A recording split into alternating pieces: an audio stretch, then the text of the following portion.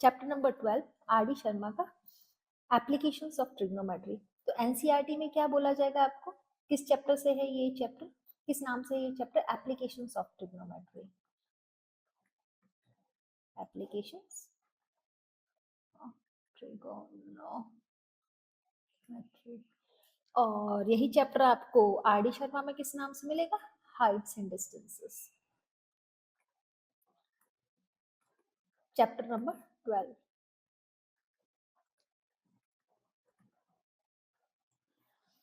जो 2026 टू 2027 आ रही है उसका ये चैप्टर नंबर 12 है। ओके, तो स्टूडेंट्स आज हम समझेंगे कि इस चैप्टर का सबसे पहले हम क्या पढ़ेंगे, इंट्रोडक्शन होता क्या है।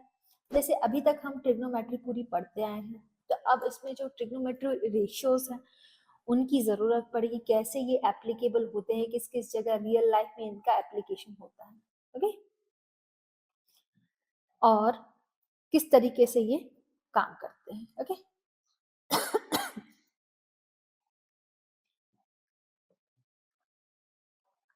चलिए, तो पहला क्या होता है, हम क्या पढ़ेंगे,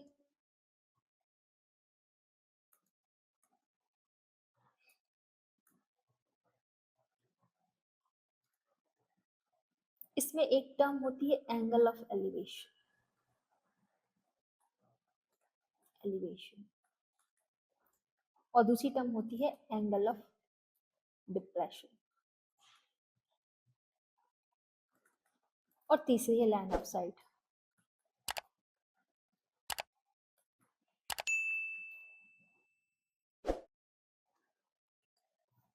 तो तीसरी है हमारी लाइन ऑफ साइट।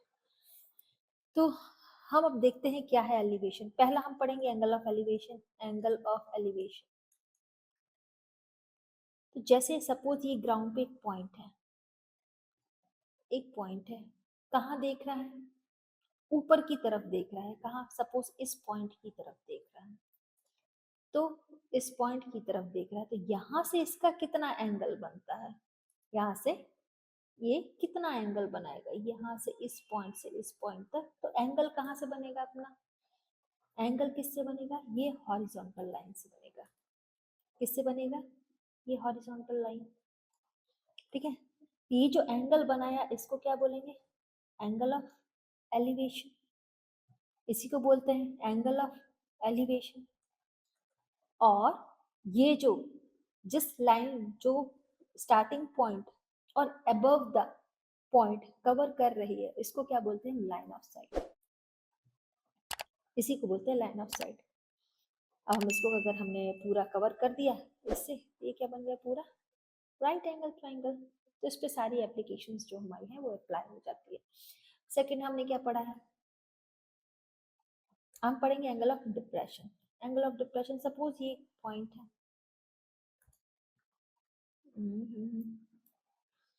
ये एक पॉइंट है, ऊपर से आप नीचे की तरफ देख रहे हैं, ये एक पॉइंट है, आप नीचे की तरफ देख रहे हैं, तो हॉरिजॉन्टल लाइन क्या हुई, ये हुई, हॉरिजॉन्टल लाइन क्या हुई, ये हुई। आप ऊपर की तरफ देख रहे हैं, तो ये जो ऊपर से नीचे की तरफ आप देख रहे हैं, ये क्या बनेगा, एंगल ऑफ डिप्रेशन। यही है angle of depression. Angle of depression आपका ये एंगल बना, और ये क्या हो गई आपकी लाइन ऑफ साइट। इसका एक साइड और कवर कर दिया जाए तो ये क्या बन जाएगा, ये हाइट हो जाएगी, इसको जनरली हाइट प्रोनाउंस करते हैं, यहाँ ये हाइट होगी, और ये बन जाएगा आपका राइट एंगल ट्राइंगल। तो सारी एप्लीकेशन जो राइट एंगल ट्राइंगल की है वो आप इस पे अप्लाई कर सकते हैं, जितना भी हमने ट्रिग्नोमेट्रिक रेशियोस में पढ़ा है। तीसरा है लाइन ऑफ साइट। तो लाइन ऑफ साइट आप देख रही है, जो फर्स्ट पॉइंट है, जो आखिरी पॉइंट पे आप देखते हो, उस लाइन की मेजरमेंट को हम क्या बोलते हैं, लाइन ऑफ साइट। आया समझ में। अब हमें इसमें क्या, इसकी नेक्स्ट आपको किस टॉपिक की जरूरत पड़ेगी, ट्रिग्नोमेट्रिक टेबल की। बच्चों हमें किसकी जरूरत पड़ेगी, ट्रिग्नोमेट्रिक टेबल की। अब हमें पता है ट्रिग्नोमेट्रिक टेबल ट्रिक भी है, इसका अपोजिट क्या हो जाएगा, जस्ट अपोजिट कॉस थीटा 45 पे दोनों की वैल्यू सेम रहती है और sin 90 0 हो जाएगा। ओके, अब tan थीटा क्या है, इन दोनों का अपॉन हो जाएगा 0 by 0, 0 by 1 is 0, 1 by 2 divided by root 3 by 2 is 1 by root 3, 1 divided by root 2 is 1, 1 by 1, और that is root 3, that is not defined।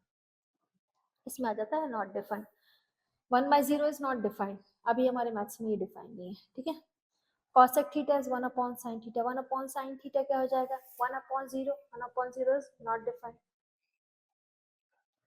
1 upon sin theta तो 1 upon 1 by 2 is 2, 1 upon root 2 by 2 is 2, और 2 by root 3 is 1 upon 1 is 1। okay, sec theta 1 upon cos theta होता है, तो cos theta 1 upon 1 is 1, 1 upon this is 2 upon root 3, 1 upon 1 by root 2 is root 2 and 2। Opposite to cosec theta is sec theta and it is not defined। okay, cot is 1 upon this, so cot is 1 upon 0 is 1 upon tan theta is not defined। okay, that is root 3, 1 and 1 by root 3, and not 1 by not defined is 0। आ गया, ये trigonometric table आप लोगों को होगी जो इसमें बहुत ज्यादा यूज होगी, इसलिए मैंने ट्रिग्नोमेट्रिक टेबल करवा दिया आप लोगों को। और line of site and line of angle आप लोगों ने देख लिया होगा, angle of elevation, angle of depression and line of site, ये आ गया समझ में। अब हम जितने भी क्वेश्चन करेंगे आप लोग को बहुत इजीली समझ में आ जाएगा, तो आप you don't have to worry about it. Next हम इसकी एक्सरसाइज लगाएंगे, एक ही एक्सरसाइज है, एक ही एक्सरसाइज में सारी चीजें खत्म है। तो एक ही एक्सरसाइज है हमारी 12.1 आर डी शर्मा एक्सरसाइज 12.1, और हम कुछ एग्जाम्पल्स भी करेंगे एक्सरसाइज होने के बाद, कुछ एग्जाम्पल्स भी करेंगे जो मिडिल में है, जो बहुत टफ है, जो नहीं आ रहा है समझ में, तो उसमें हम एग्जाम्पल्स भी इंक्लूड करेंगे।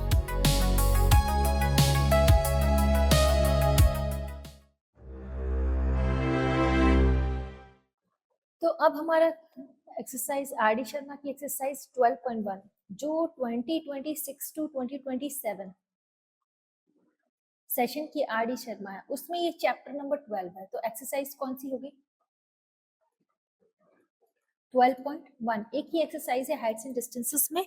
और जो दूसरी आर डी शर्मा है जो मान लो 2026 की आप लोग इस्तेमाल कर रहे हैं, उसमें ये एक्सरसाइज 11.1 है।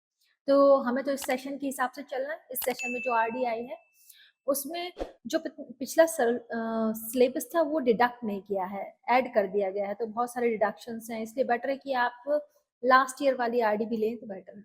बाकी मतलब 2026 टू 2027 सेशन करवा रहे हैं। तो 12.1 एक्सरसाइज है, 12.1 एक्सरसाइज क्वेश्चन नंबर 1 करते हैं हम। तो इसमें क्या बोला गया है, a tower stands vertically on the ground from the point on the ground 20 metre away from the foot of the tower. तो पहले क्या लिख लें,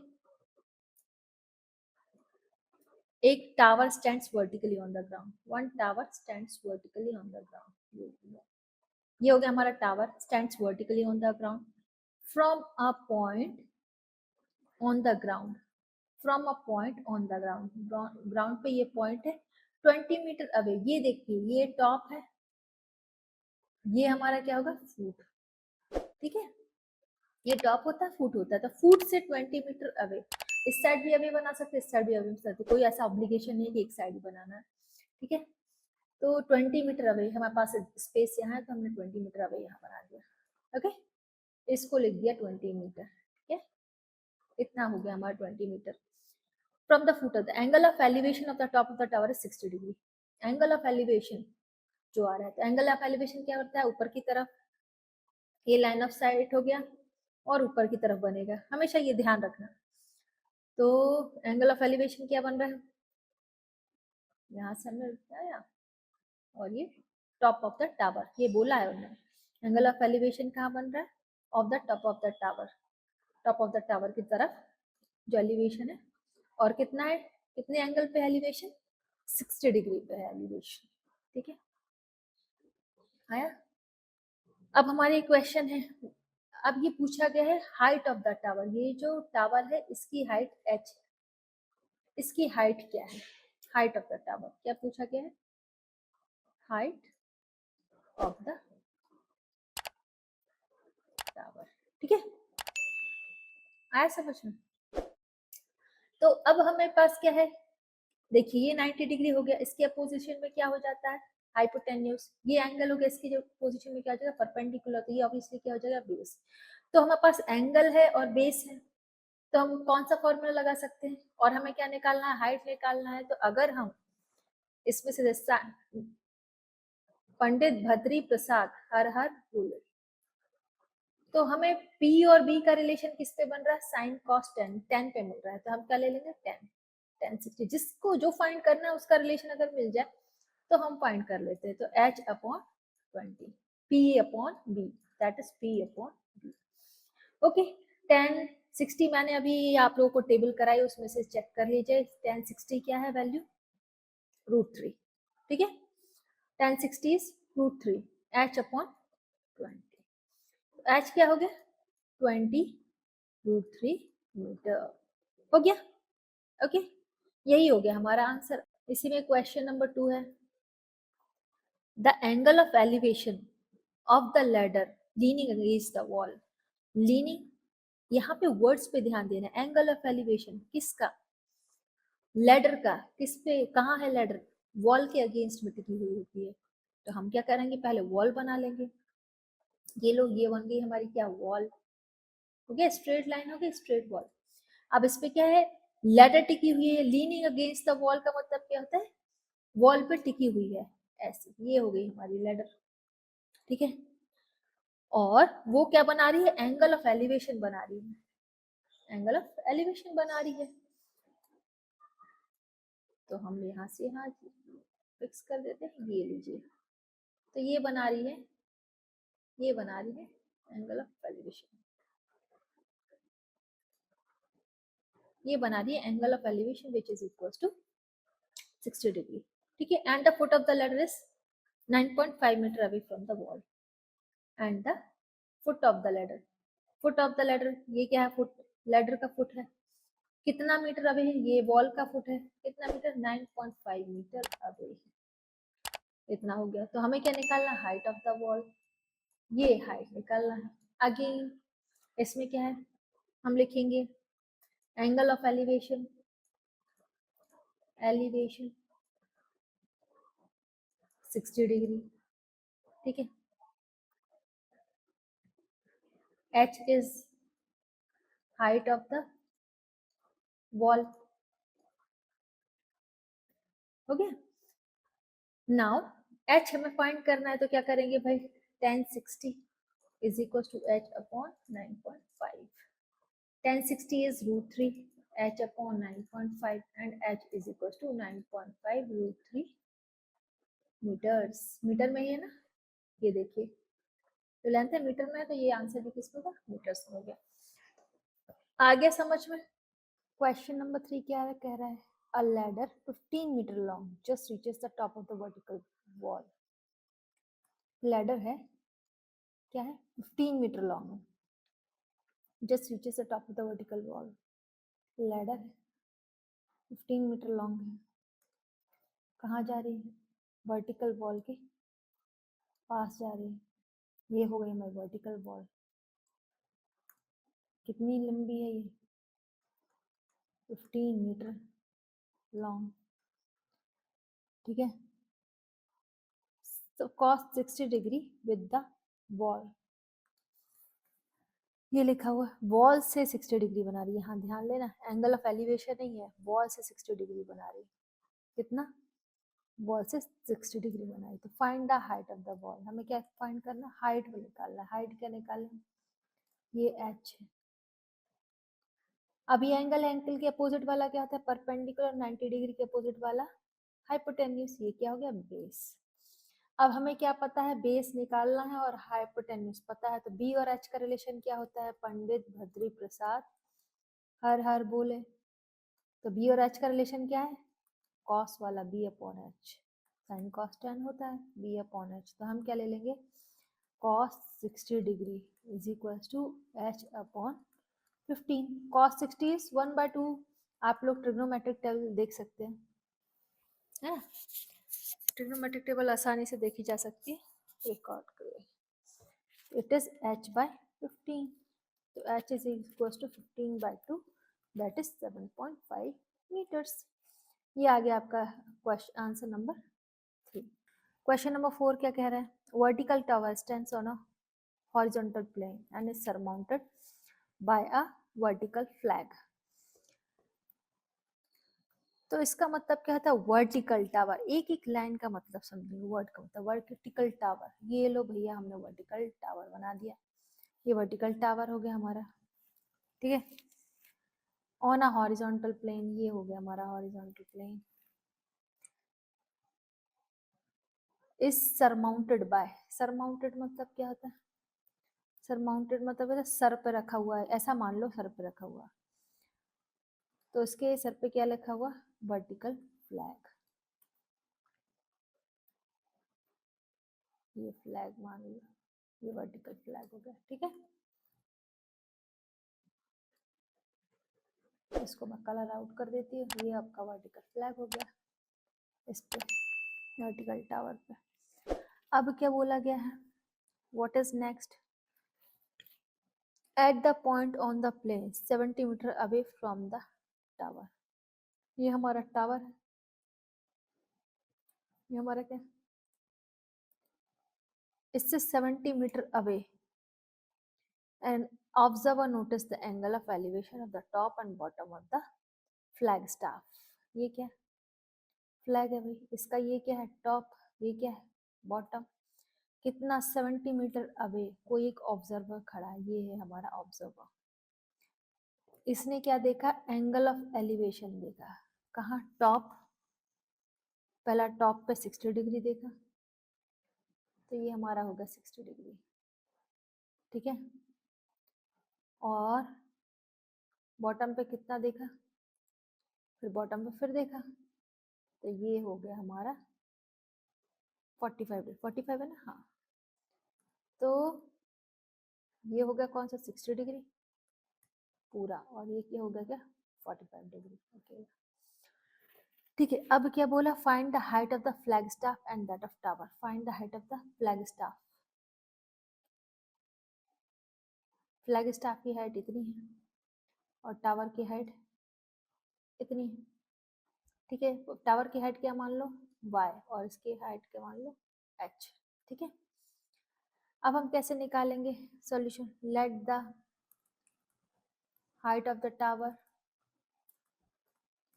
B y and height of flag staff is h. Okay. अब कैसे निकाल लेंगे? पहला हमारे पास क्या है? 1045. 10 क्यों ले रहे हैं? क्योंकि ये परपेंडिकुलर एंगल के अपोजिट वाला परपेंडिकुलर, ये बेस है. हमारा रिलेशन परपेंडिकुलर और बेस से ही निकल रहा है. परपेंडिकुलर हो गया y और नीचे का 70. 1045 की वैल्यू क्या होती है? ट्रिग्नोमेट्रिक टेबल से लिख लेना. तो y इज 70 मीटर्स. ये लो हमारी लेंथ निकल के आ गई. अब सेकंड क्या बचता है? हमारी ये लेंथ y आ गई. अब फ्लैग स्टाफ की ये वाली लेंथ निकालनी. इसमें क्या यूज करेंगे हम? 1060. तो 1060 की क्या? ये लेंथ. अगर आप लोग ध्यान से देखें तो ये y और ये लेंथ फ्लैग लेंथ, ये क्या है? पूरी पूरी फुल लेंथ. तो 1060 में क्या यूज होगी? 1060 में पूरी फुल लेंथ यूज होगी. परपेंडिकुलर क्या है? h plus Y. इसका परपेंडिकुलर क्या है? h plus Y. और बेस क्या? 70. h plus Y upon 70. 1060 की वैल्यू क्या होती है? देखा होगा 1060 की वैल्यू √3. h की निकालनी है. y कितना है? 70 अपॉन 70. तो मल्टीप्लाई होगा 70√3 is equal to h plus 70. और h क्या हो गया? 70√3 माइनस 70. ये उधर चला गया. h is equal to 70√3 minus 1.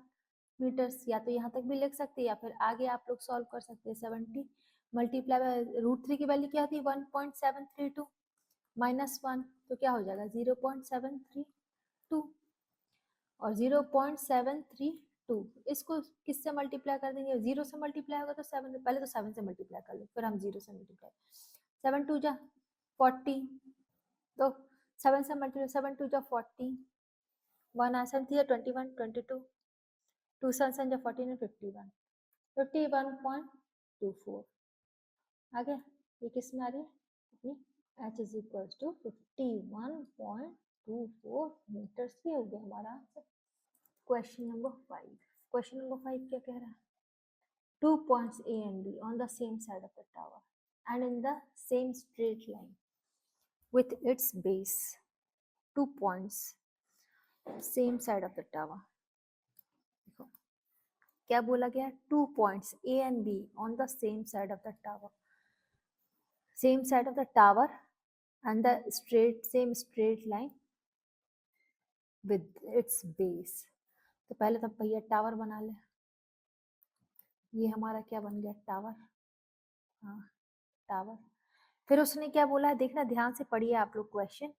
To points A and B are on the same side of the tower, तो सेम साइड मतलब इस साइड भी हो सकते हैं इन साइड होता है, पर सेम साइड में है, हाँ same side of the tower and in the straight line with the base. Base क्या है ये, इसके स्ट्रेट लाइन में, इसकी स्ट्रेट लाइन में बेस है, बेस की स्ट्रेट लाइन में ए और बी पॉइंट है। हम स्ट्रेट लाइन बना फिर हम पॉइंट बना देंगे, ए और बी पॉइंट है with the base of the tower. ये टावर है, ये टावर का बेस है ना, बेस है, बेस की सेम स्ट्रेट लाइन में क्या है ए और बी पॉइंट है, और ए और बी पॉइंट पे एंगल ऑफ डिप्रेशन बना रहा है किससे, टॉप ऑफ द टावर से। Suppose top of the tower से एंगल ऑफ डिप्रेशन बन रहा है, ये हो गया एक, ये बन गया, दोनों पॉइंट है, क्या बन रहा है एंगल ऑफ डिप्रेशन। तो एंगल ऑफ डिप्रेशन कहाँ से बनता है, सबको पता था एंगल ऑफ डिप्रेशन कहाँ से बनेगा, यहाँ से। तो एंगल ऑफ डिप्रेशन पहले क्या बन रहा है, यहाँ हम आ जाते हैं, angle of depression of these point from the top of the tower are, angle of depression of these point from the top of the tower are 60 degree और 45 डिग्री। ए का क्या रिस्पेक्टिवली लिखा है, तो ए का कितना होगा 60 डिग्री। रिस्पेक्टिवली जब लिखा रहता है मतलब अरेंजमेंट के साथ आएगा, पहले ए लिखा है तो ए आएगा, बी लिखा है तो बी आएगा। ए का कितना है, ए 60 डिग्री बना रहा है, तो सपोज ए पॉइंट का एंगल यहाँ 60 डिग्री, बड़ा कौन सा आएगा, ये वाला बनेगा ना बड़ा, ये वाला छोटा होगा, है ना। तो ए पॉइंट क्या हो जाएगा, ए पॉइंट 60 डिग्री आ रहा है तो ए यहाँ हो जाएगा और बी कहाँ हो जाएगा, ये हो जाएगा, ये क्या हो जाएगा 60 डिग्री, ये क्या हो गया 45 डिग्री है। डिप्रेशन बन रहा है, एंगल ऑफ डिप्रेशन, ये दोनों एंगल हो गया भाई।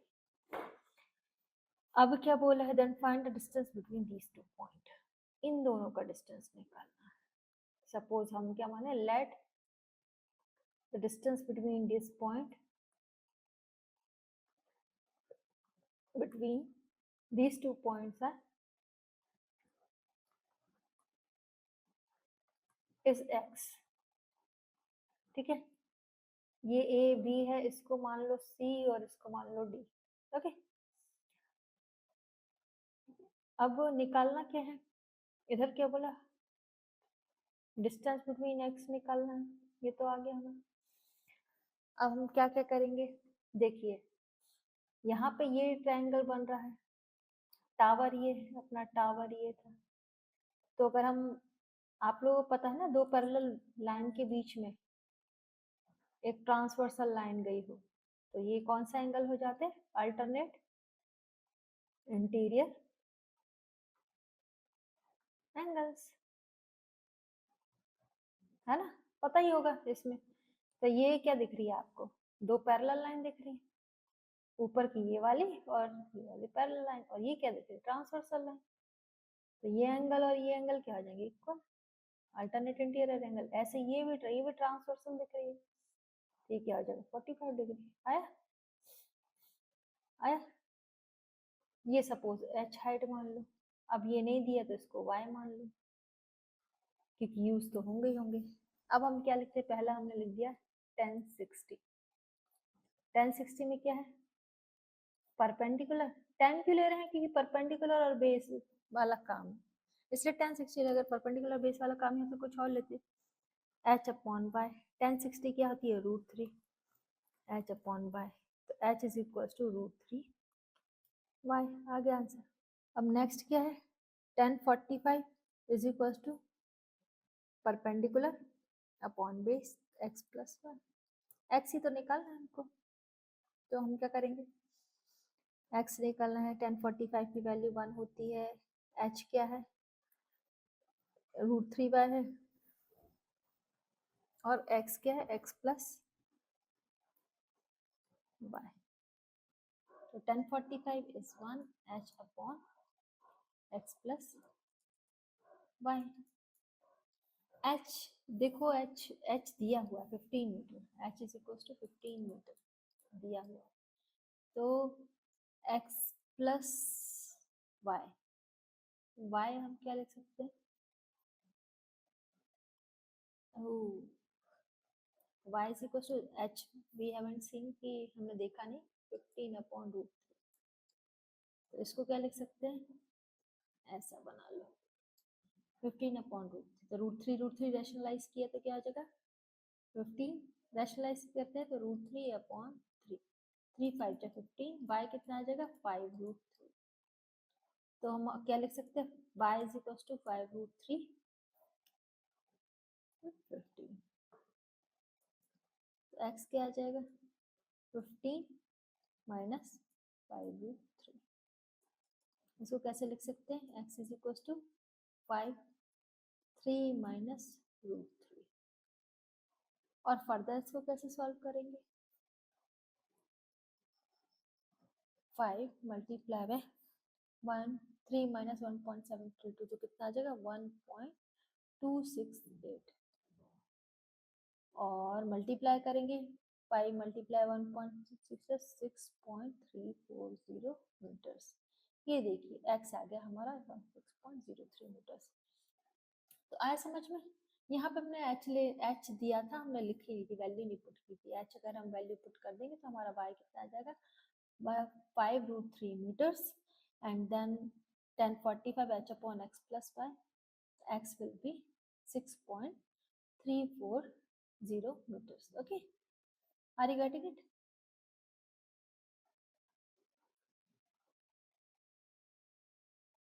ठीक है, क्वेश्चन नंबर 6 हमारा क्या कह रहा है, ये रहा हमारा question number 6। Vertical tower stands on a horizontal plane and is surmounted by vertical plane of height 5 meters। फिर से सरमाउंटेड वाला आ गया, सरमाउंटेड मतलब सर पे रखा हुआ है। वर्टिकल टावर, पहले तुमने वर्टिकल टावर बना लिया, अरे यार ये क्या बन गया, फिर से देखते हैं। ये हमने वर्टिकल टावर बना लिया, ये बन गया हमारा वर्टिकल टावर। ठीक है, stands on horizontal plane, horizontal plane पे खड़ा हुआ है, surmounted by a flag of vertical staff of height 5 meters। तो हमने क्या है, इसके सर पे क्या रखा है, फ्लैग रखा है। हाइट कितनी है इसकी, 5 meters, ये 5 meters। ऊपर का डिलीट कर देते हैं। ठीक है, कितनी है फ्लैग की हाइट, 5 meters है। ये लिखा है at the point on the plane the angle of elevation of the bottom of, at the point on the plane angle of elevation of the bottom and top of the flag. तो पहले तो हम क्या लिखते हैं, लो भैया हमने line बना ली यहाँ से यहाँ तक। अब यहाँ पे एक पॉइंट है कोई, उसे प्लेन पे, उस पर क्या बना रहा है, ये वो ले लिया, उस पर क्या बना रहा है, एंगल ऑफ एलिवेशन। किस पे, पहले तो हमें टॉप पे बना रहा है एंगल ऑफ एलिवेशन।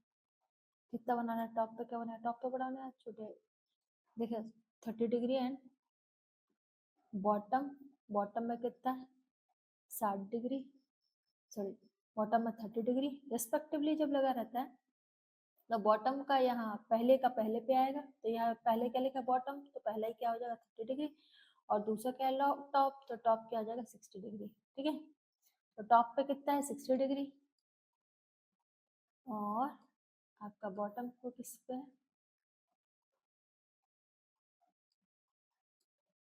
30 डिग्री। ये 60 डिग्री है, ये 30 डिग्री है। Find the height of the tower, ये हमारी हाइट,